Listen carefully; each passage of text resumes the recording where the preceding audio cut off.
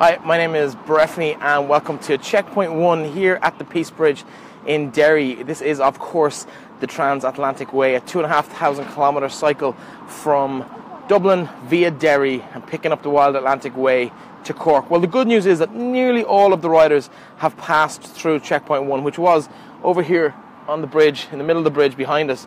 As you can see, it's pretty beautiful here. We haven't even really got into the real beauty of the Wild Atlantic Way. So, what's been happening over the last 24 hours since we left Dublin? Well, if you've been following the live tracker, it's been really exciting from the off. Let's talk about Checkpoint 1 first. So, we had 100 riders, almost 90-something riders leave us in Dublin yesterday morning. And by the time we got here, everybody arrived safe and sound, with one or two little minor hiccups, which we'll talk about a little bit later.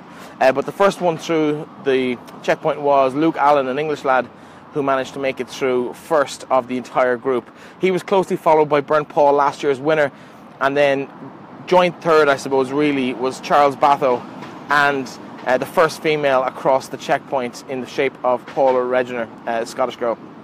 So they were followed by pretty much the rest of the field. That was about 6:45, 7 o'clock yesterday evening when they started rolling through. They kept rolling through till 1 o'clock or 2 o'clock this morning, with one or two people who've come through in night. Some of the leaders haven't stopped. It's, I suppose, for those who are following these races, that's not much of a surprise, but to ordinary mortals, it's pretty impressive. It's 25, 26 hours since the start of the race, and they're still riding. They've also gone up around Malin Head, back down, and they're almost back in, I suppose, Glencolm-Quill. They're almost in Donegal town, which is a phenomenal distance. I think 370 miles completed, about 620 kilometres done so far, which is just mind-blowing. In the middle of the pack, most people up on the Malin Peninsula at this point, they have been kind of hopping on and leapfrogging over each other over the course of the day as they progress, because people have been sleeping, some people haven't slept. We're very impressed as an organising committee and as the race itself, very impressed with some of the newbies who have managed to just keep going. They got to the Peace Bridge here. We kind of expected them to stop in Derry. They didn't. They bivvied out. They kept riding through the night, and they've made fantastic progress. So who actually crossed through the checkpoint first? So we went through the main people, but in the women's race, we had, as we mentioned, Paula Reginer was joint third, fourth in the main event, but we also had Charlotte Thompson and Emily Chappell, who made up the podium positions at the point of checkpoint 1. We did have the first pair came through. Anna and Alex were the first pair through the checkpoint last night. Things changed because people stopped, people stayed for food, people have slowed down, people have kept riding.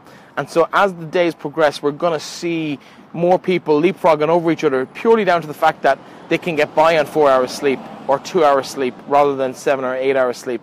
I don't think there's anybody who managed 8 hours sleep last night. I know the team here definitely didn't. We were up till 3 or 4, seeing people through and trying to keep you informed as to what's going on. What other information have we got? We have had a couple of reports of riders who have had interactions on a bike, let's say it, with different animals. So through the night, one or two riders have had close calls and maybe even small collisions with some sheep, with some deer, with hare along the road. It's going to be, I suppose, it's going to be fun watching some of the riders dealing with those kind of things of having wild animals and loose farm animals on the road as they go down into some parts of rural Ireland. It's one of the challenges, but I think it's going to add to this, and I think it's going to be really, really good, and I think we're going to enjoy watching the people interact with them. We've had one or two injuries so far. We had one or two falls. We've had a couple of mechanical failures, but slowly but surely people are moving through the field, and you'll see yourself, where riders stop, it's because maybe somebody's had a bout of food poisoning, which I think has been reported last night. We'll tell you more information on that. We have a policy that we don't announce it until the riders themselves come out, because we don't want to worry friends and family, but there's nothing serious. Nobody's had any major injuries or any major scares yet. Can't say the same for the mechanical hanger, for the mech hanger at the derailleur on the back of, I think it's Oliver, an English guy from Norwich, whose rear hanger broke yesterday, which meant his derailleur came off, and he is now frantically searching for a replacement and hopes to be back on the road yet. He hasn't made it through checkpoint 1 yet. He's the only person, but we will be moving on, and he will be catching up with the pack because he was making really good progress through the field yesterday. Moving on, other news of note. we did have we had a couple of funny incidents where people have basically made silly mistakes and ended up backtracking. Mark Charles came through the checkpoint yesterday full of a story about how he had seen a bath shop before, and then he realised, oh, hang on, I'm heading south. So he backtracked on himself. We had people who forgot stuff at the start line, so as the riders left, we watched them disappear until we saw one coming back, and he came back to pick up a pair of sunglasses that he had dropped as he was preparing to go. So a couple of little funny incidents like that, but it's been, for the most part, at the business end of the race, it's just been about the bike. It's been phenomenal speed. Less than 27 hours into this, less than 26 hours into this, and they've already clocked up over 600 kilometers. It's an absolute amazing feat for some of these people. It's going to be interesting to see who can keep that up. Bernd Paul is currently running second. It's been neck and neck between himself and Bjorn all night. Bjorn's surname, pronunciation's not my thing, but Bjorn, let's give it a stab. We'll work out his surname.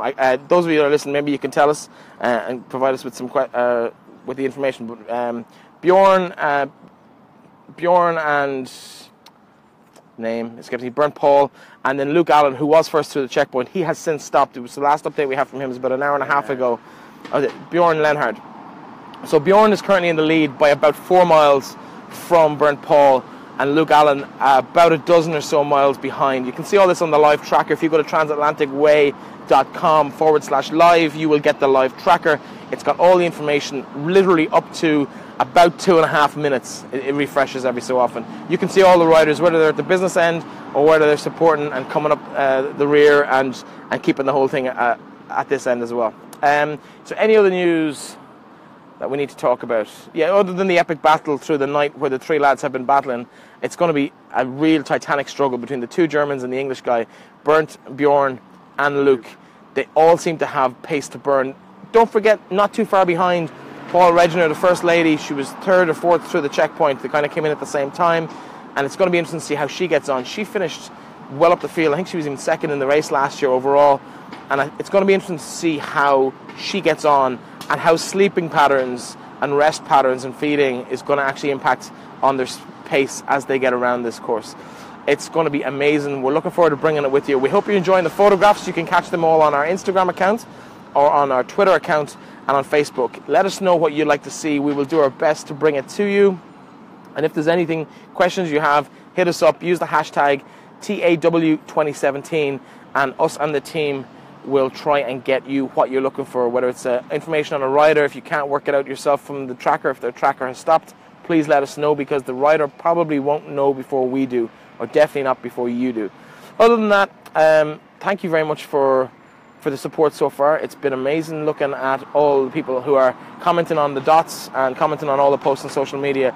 This is about entertaining you as much as it is about the riders, and we want to try and showcase the ability that some of these riders have, all of these riders have.